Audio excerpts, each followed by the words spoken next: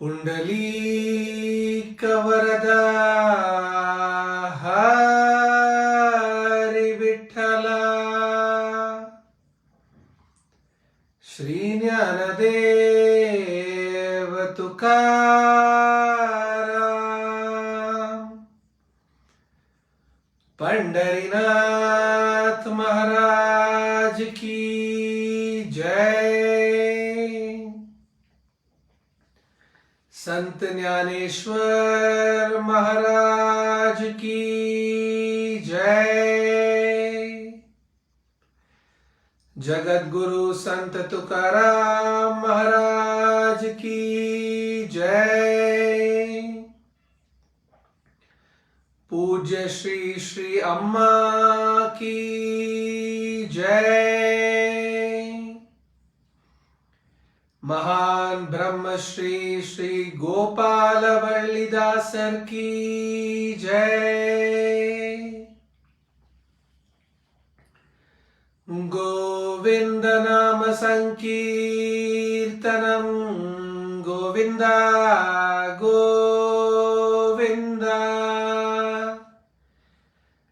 जय जानकी कांत स्मरणम जय जय राम राम।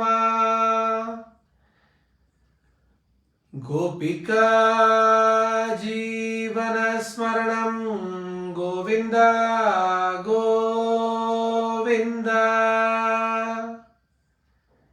जय सद्गुरु महाराज की जय। समस्त भागवदल को जय। हे गुरु विष्णु भजे हे गुरु ब्रह्मं भजे हे गुरु कमल नयनं भजे हे गुरु कर कोमलं भजे हे गुरु पाद पंकजं भजे हे गुरु विद्यारूपं भजे हे गुरु ज्ञान वैराग्यं भजे हे गुरु मोक्ष साधनं भजे हे गुरु वेदारूपं भजे हे गुरु वेदात्म स्मरणं भजे हे गुरु सकल सौभाग्यं भजे। राधे कृष्ण।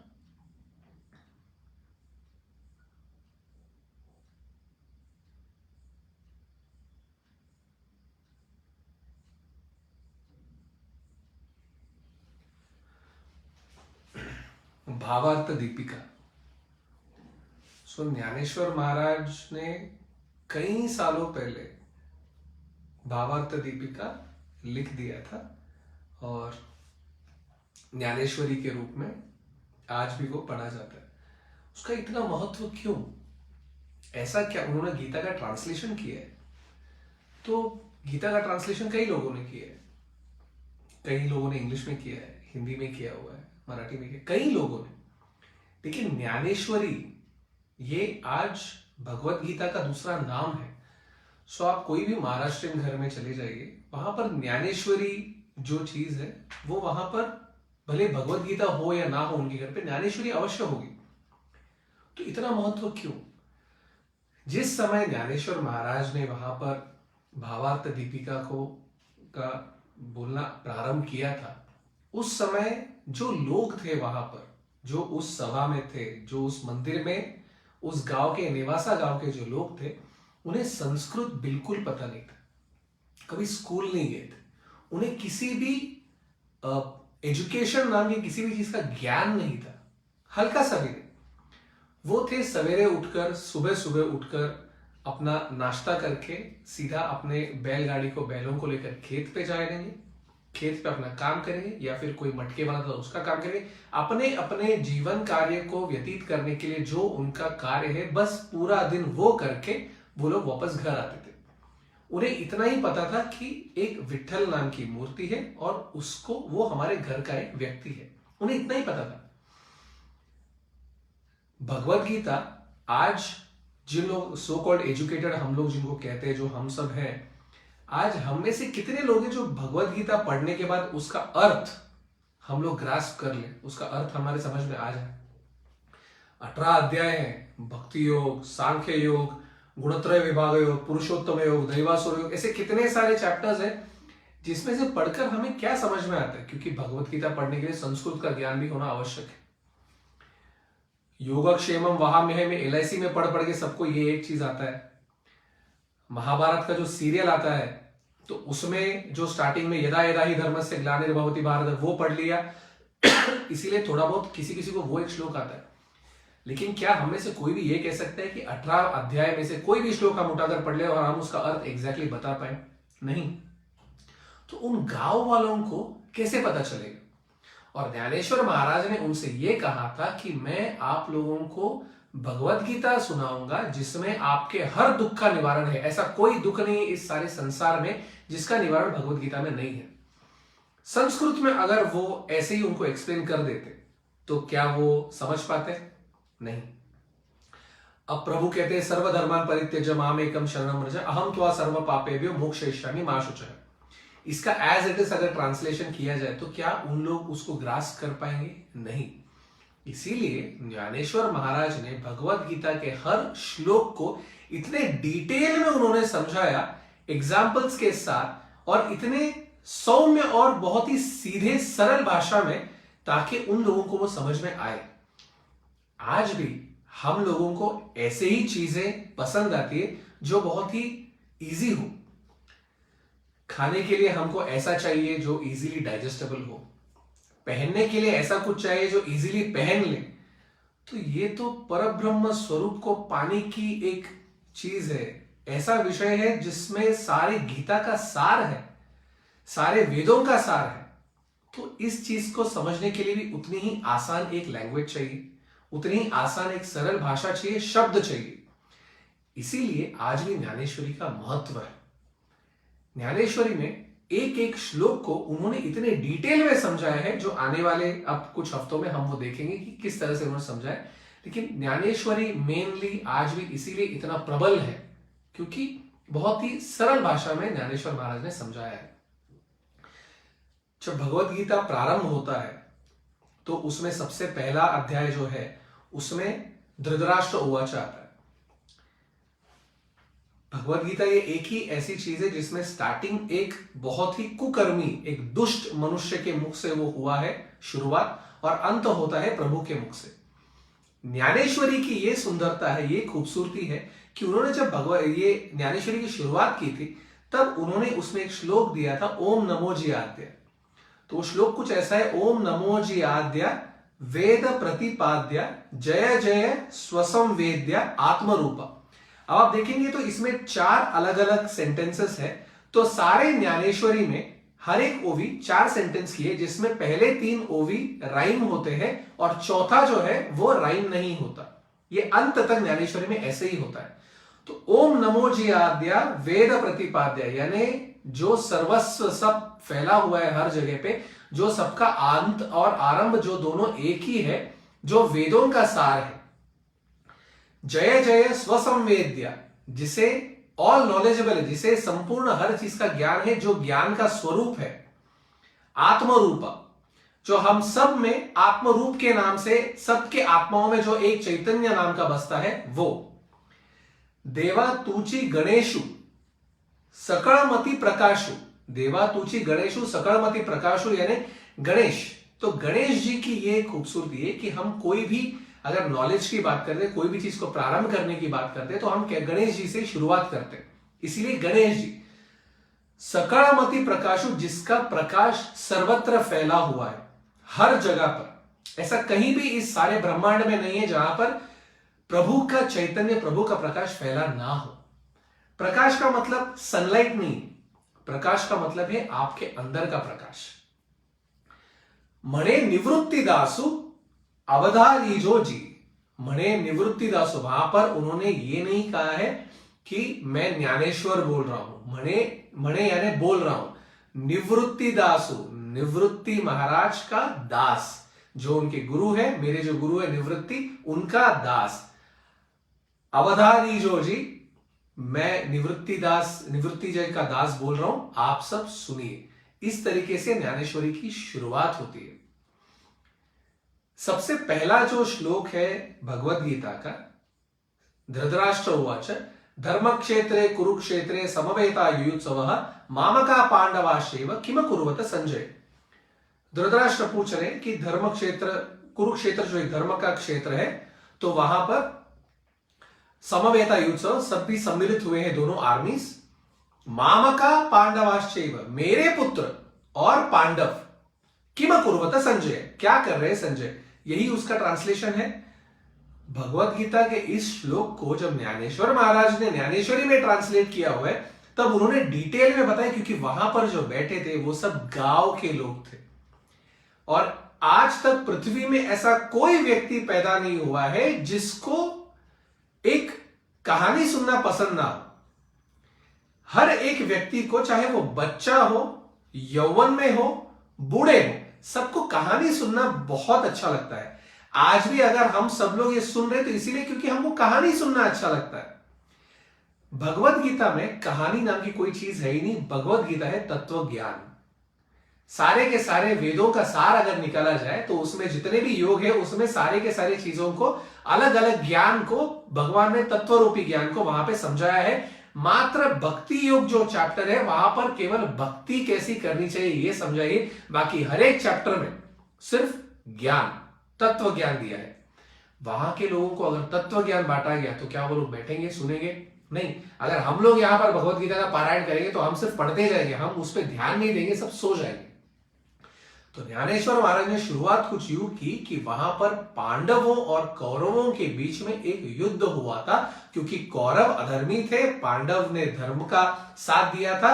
और उसके पहले ऐसे ऐसे चीजें घटित हुई थी जहां पे पांडवों के ऊपर काफी सारे अन्याय हुए। और ये सब कुछ जब शुरू हुआ और वो अन्याय को सहते सहते एक वक्त ऐसा आया जब युद्ध अनिवार्य था, और उस समय युद्ध हुआ और कुरुक्षेत्र में वो युद्ध शुरू होने वाला था। जिस दिन वो युद्ध शुरू होने वाला था उस समय व्यास ऋषि ने संजय को वहां पर दिव्य दृष्टि दी थी, और इसीलिए संजय सारा का सारा महाभारत वहां पर कुरुक्षेत्र में देखते हुए उसको लाइव कमेंट्री दे रहा था धृतराष्ट्र को।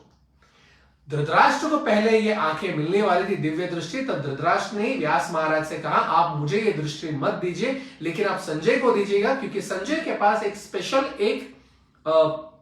एक स्किल था। वो कोई भी चीज अगर देख लेता था तो संजय को वो चीज कभी वो भूलता नहीं था, हमेशा उसके स्मृति में रहती थी, उसकी स्मृति से वो जाती नहीं थी। हूबहू जो चीज को वो जैसे देखता था वैसे के वैसे ही वो ध्यान में रखता था, जिस चीज को जैसे सुनता था वैसे के वैसे ही वो उसे बोल सकता था।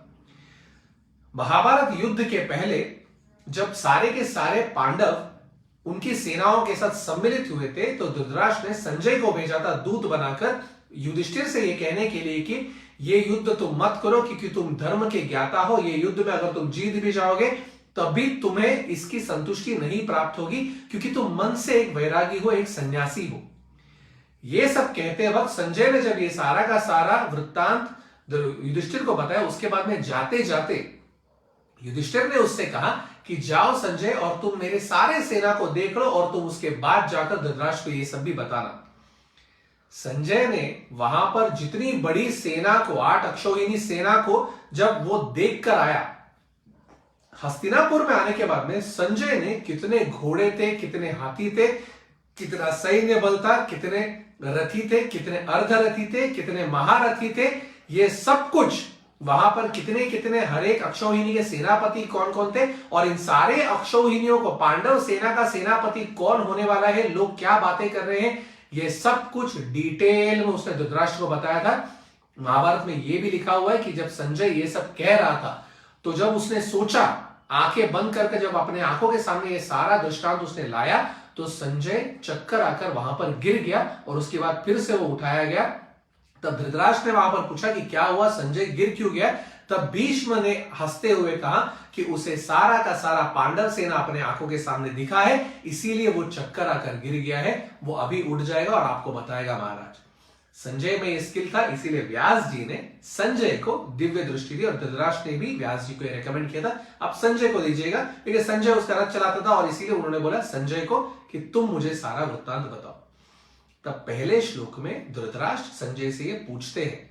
तो इस श्लोक का ट्रांसलेशन ज्ञानेश्वर महाराज ने पहले बैकग्राउंड दिया उन लोगों को कि क्या हुआ था, और उसके बाद जब धृतराष्ट्र ने सवाल पूछा तब उन लोगों को यह समझ में आया कि अच्छा इसीलिए धृतराष्ट्र ने यह सवाल पूछा। पहले चैप्टर में अर्जुन विषाद योग जो है तो उसमें सारा का सारा चैप्टर यही है जहां पर संजय ने धृतराष्ट्र को ये सारा का सारा वृत्तांत बताया कि वहां पर सारे के सारे पांडव सम्मिलित हुए हैं और कौरव भी सम्मिलित हुए हैं। पांडवों के सेना में कौन कौन है, कौरवों के सेना में कौन कौन है, और उसके बाद में उस समय पर दुर्योधन वहां पर आकर, एक सीन ऐसा होता है जब दुर्योधन वहां पर आकर द्रोण से कहता है कि पांडवों की सेना देखिए कितनी बड़ी है और वहां पर कितने कितने रथी हैं, कितने महारथी हैं, कितने कितने ऐसे लोग हैं जो शूरवीर हैं। यह सुनकर द्रोण को बड़ा आश्चर्य होता है। और उसके बाद, और ये सब भगवत गीता में इतने डिटेल में नहीं है, लेकिन ये सारा का सारा चीज एक श्लोक को ज्ञानेश्वर महाराज ने ज्ञानेश्वरी में इतने डिटेल में ओवी में बताया। तो अभी हम सिर्फ भगवत गीता के श्लोकों में न जाके ज्ञानेश्वरी में किस तरह से बताया गया है वो हम लोग ब्रीफ में देखेंगे। जब दुर्योधन द्रोण से ये कहता है तो द्रोण बड़े आश्चर्यचकित हो जाते हैं कि दुर्योधन शत्रु की तारीफ, वो भी पांडवों की तारीफ कैसे कर रहा है। और जैसे ही द्रोण के मन में यह आता है उसी समय पर इमीडिएटली वहां पर दुर्योधन कहता है कि पांडवों की सेनाओं में तो बहुत शूरवीर है लेकिन हमारी सेना भी कुछ कम नहीं है। यह कहकर दुर्योधन फिर से अपने सेना के बारे में शुरू करता है बोलना, जहां पे वो गंगा पुत्र भीष्म के बारे में बोलता है, अंग देश के राजा कर्ण के बारे में बोलता है, वो द्रोण के बारे में बोलता है, अश्वत्थामा के बारे में बोलता है, और ऐसे एक एक करके अपने सेना के सारे लोगों के बारे में वो वृत्तांत बताते रहता है। उस समय पर कुछ ऐसा होता है जब भीष्म दुर्योधन की तरफ देखते हैं और उन्हें दुर्योधन के चेहरे पर थोड़ी सी हल्की सी एक शक दिखता है कि क्या पितामह सच में पांडवों से इतनी ही अच्छी तरह से लड़ेंगे क्या। और ये जब शक दिखता है उनको तो वहां पर भीष्म दुर्योधन के चेहरे को देखने के बाद अपना शंख उठाते हैं और अपना शंख की ध्वनि करते हैं, और वो शंख ध्वनि जैसे ही उठती है तो सबके हृदय कांप उठते हैं। लेकिन उनकी ध्वनि खत्म होने से पहले ही वहां पर एक और ऐसे दिव्य शंख की ध्वनि होती है जहां पर भगवत गीता में लिखा हुआ है, पांचजन्यम ऋषिकेशो देवदत्तम धनंजय।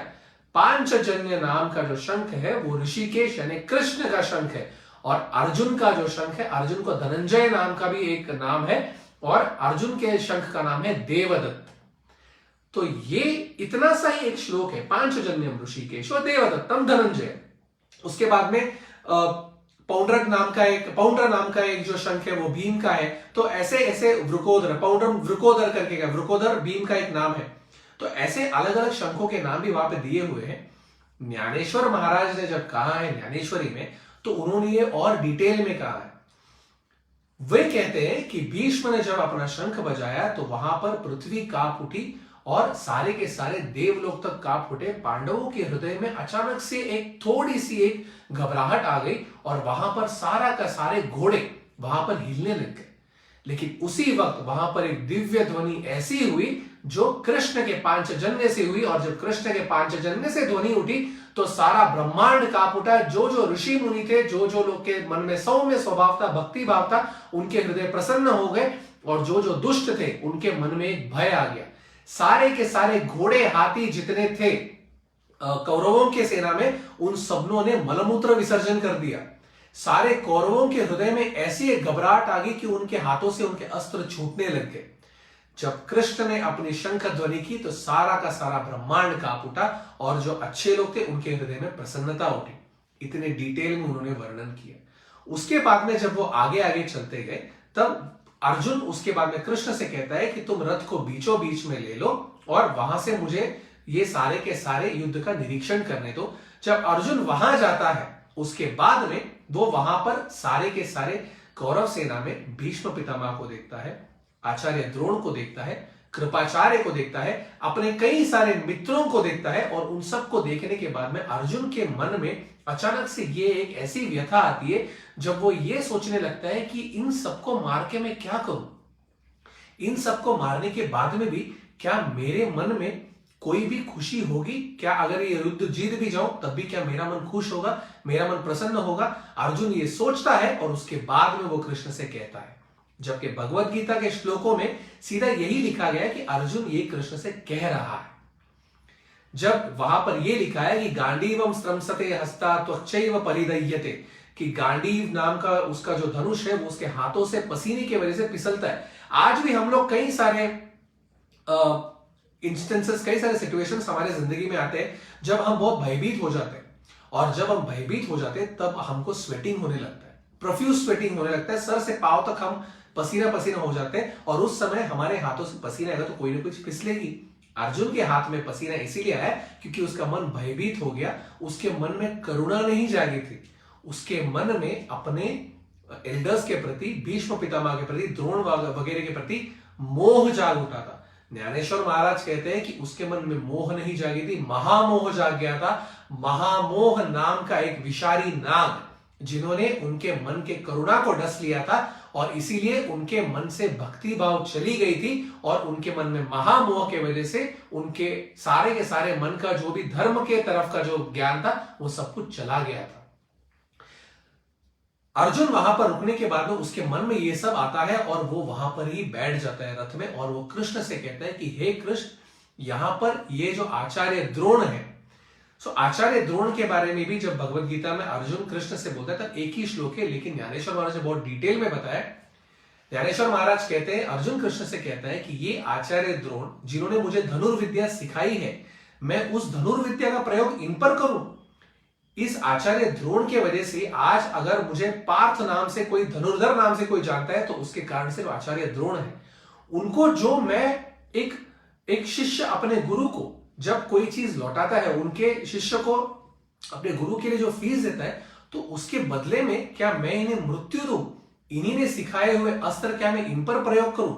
एक शिष्य के लिए अपना गुरु सर्वस्व होता है, उसकी सारी दुनिया सारा जब वही होता है, गुरु की आज्ञा कोई शिष्य टाल नहीं सकता, और ऐसे गुरु पर मैं अस्त्र चलाऊं।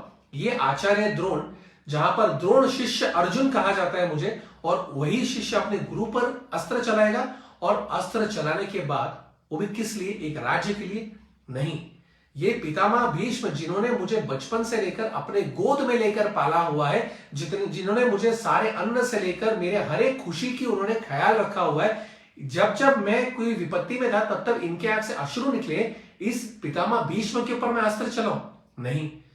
जब आचार्य द्रोण आए थे उसके पहले कृपाचार्य ने मुझे सारी की सारी विद्या दी, तो इन कृपाचार्य तो मेरे लिए पिता समान है, माता समान है, गुरु समान है, सर्वस्व यही है, और इन पर मैं अस्त्र चलाऊं? नहीं। ये अश्वत्थामा जिसे मैं बालपन से जानता हूं, ये एक ही है ऐसा जिसने हमारे लिए सपोर्ट भी किया था, इस पर मैं अस्त्र चलाऊं? नहीं। और ये सब कुछ डिटेल में अर्जुन कृष्ण से कहने लगता है, और उसके बाद में कृष्ण से कहता है कि ये सारा कुछ अगर मैंने कर भी लिया और इन सबको मैंने मार दिया, तो क्या इनको मारने के बाद वो जो दुख है वो दुख मेरे मन में ही रहेगा? तो उसके बाद में ये राज्य भी क्या मैं खुशी खुशी इसे एंजॉय कर पाऊंगा? नहीं। तो इस सारे के सारे युद्ध का क्या मतलब है कृष्ण? ऐसा युद्ध हम कैसे लड़ सकते हैं? हमारे मन में ये विचार तक कैसे आए? यही वो अर्जुन है जिसने द्रौपदी के वस्त्रहरण के समय पर उसने प्रण लिया था कि वो कर्ण का वध करेगा, वो सारे के सारे कौरवों का वध करेगा। उसने बड़ी बड़ी बातें की थी कि मैं सारे कौरवों को अकेले ही मार दूंगा, और मैं द्रौपदी के इस अपमान का अवश्य मैं रिवेंज लूंगा, अवश्य बदला लूंगा। यही वो अर्जुन था। लेकिन उस समय उसके मन में जाग उठी थी महामोह, और प्रभु को वो ये सब कुछ कह रहा था कि मैं नहीं समझ पा रहा हूं कृष्ण कि तुमने इसके लिए हां कैसे कर दिया, ये युद्ध के लिए मैं ये युद्ध नहीं लड़ सकता, और मैं इसके आगे यहां से शस्त्र नहीं उठाऊंगा। ये कहकर उसने अपना गांडी नीचे रख दिया। जब प्रभु ने यह देखा तो प्रभु हंसने लगे और प्रभु ने अर्जुन से कहा कि ये तुम कैसी बातें कर रहे हो अर्जुन।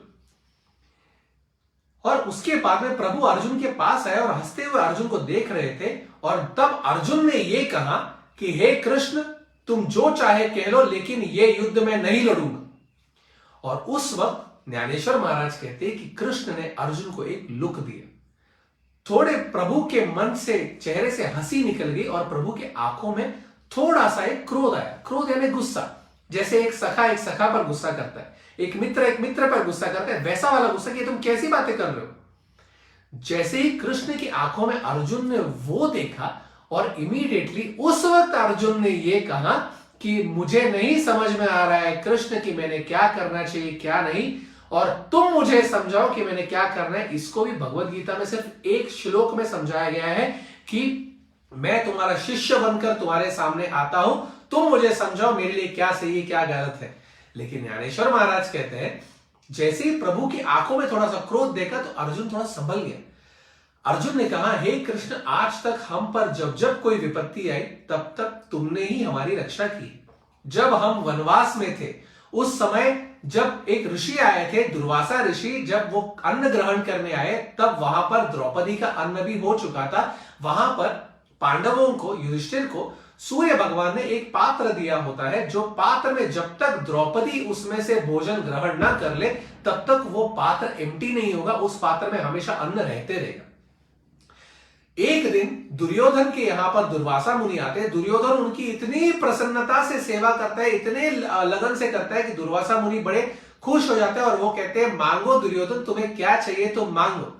उस समय दुर्योधन चाहता तो मोक्ष मांग लेता, लेकिन दुर्बुद्धि उसने नहीं मांगी। उसने ये कहा कि पांडव वनवास में है तो आप कृपया वहां पर कुटिया में अन्न ग्रहण करने के लिए जाइए, वो बड़े प्रसन्न हो जाएंगे और आप उनको आशीर्वाद दीजिएगा, लेकिन आप तभी जाइएगा जब द्रौपदी ने अन्न ग्रहण कर लिया हो, तब आप जाइएगा।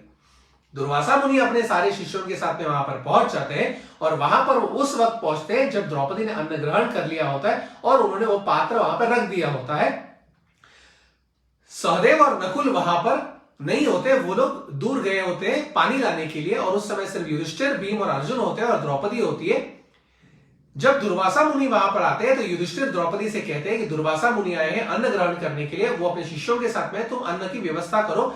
तब वहां पर द्रौपदी अंदर जाकर बैठ जाती है और अपने हाथ को अपने सर पर रखती है और कहती है, अब मैं क्या करूं, मैंने तो पात्र धो दिया है और अब इसमें अन्न नहीं है और अब इसमें अन्न बन नहीं पाएगा। दुर्वासा मुनि को अगर हमने अन्न नहीं दिया तो वो श्राप देंगे, बहुत क्रोधित मुनि थे वो।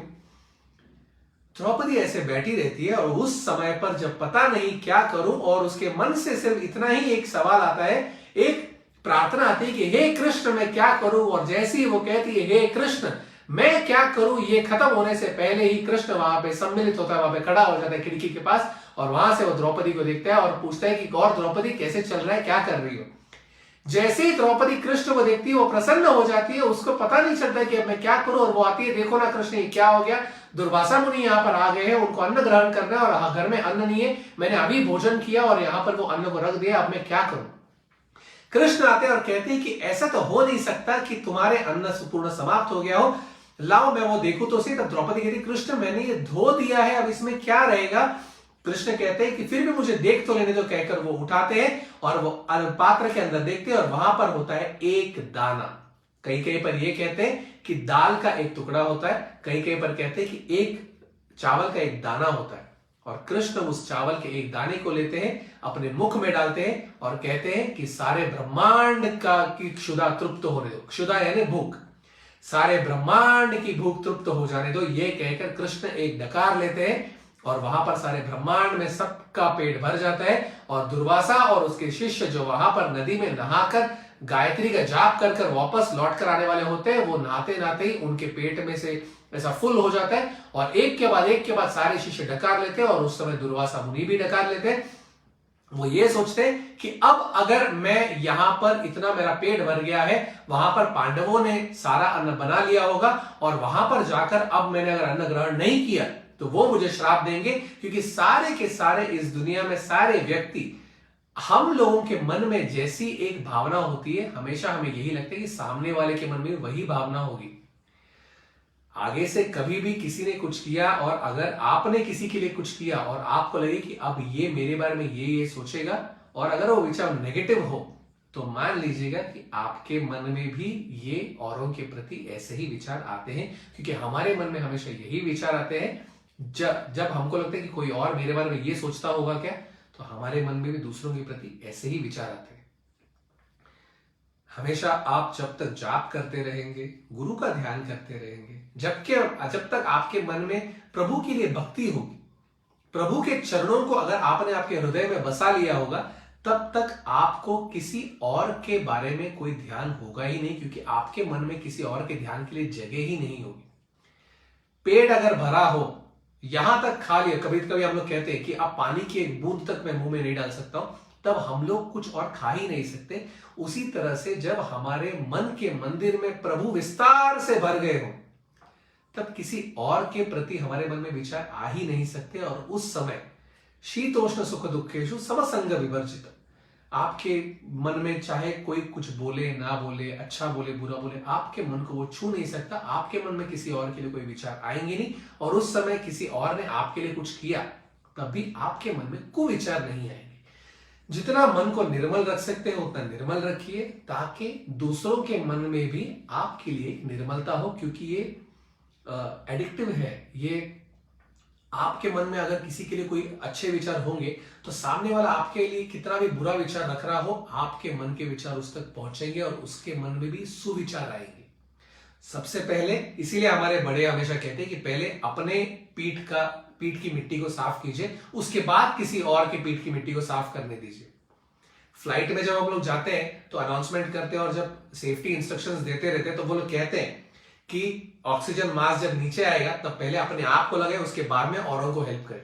उसी तरह से पहले हम खुद अच्छे बने, पहले हम खुद हमारे मन में भक्ति भाव, प्रभु के प्रति एक भक्ति, एक प्रेम पैदा करें।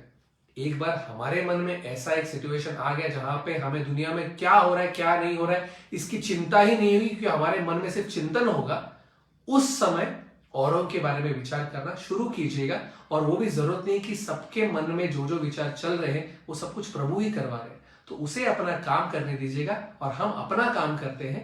अगले हफ्ते वेडनेसडे तक गीता का 2nd अध्याय एक बार पढ़ लीजिएगा, तो आने वाले अध्याय में ज्ञानेश्वर महाराज ने उन श्लोकों को कैसे एक्सप्लेनेशन किया है ये समझने में हमें बड़ी और आसानी होगी, और बहुत ही इंटरेस्टिंग है। सारा का सारा गीता ज्ञानेश्वरी में जितनी खूबसूरती से लिखा हुआ है, शायद इतने खूबसूरत से स्वयं कृष्ण ने नहीं कहा है जितने उनके अवतार ज्ञानेश्वर महाराज ने कहा है। तो अगले वेडनेसडे को हम लोग ज्ञानेश्वरी को फिर से और सुनेंगे। तब तक राधे कृष्ण।